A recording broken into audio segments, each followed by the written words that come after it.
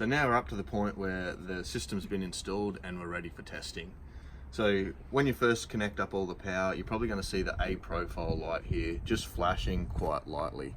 So that means that we've got all power connected to the unit. So now to test it, we're going to go and start up the vehicle, and short time after the vehicle's been running, we should see the vehicle light come on, and also the stage. Now the stage will either be flashing or solid on, depending on what stage it's at. So if the battery's quite flat, or it's down a little bit, accepting a bit of charge, the stage light's going to be solid on.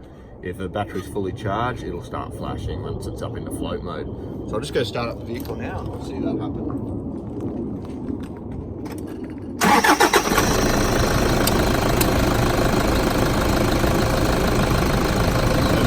See the engine's running and the unit has picked up that it's saying now that it's charging by the vehicle, and the stage is actually involved, so it's actually charging by the vehicle.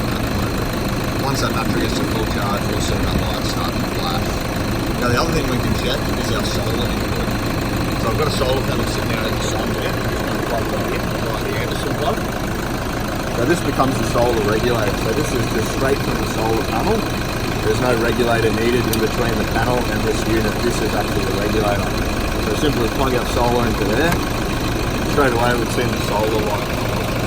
So the unit has green power priority, so it's going to take as much as it can from the solar, and then the rest is going to make up by the engine. So yeah, the other thing to test actually is shut down this.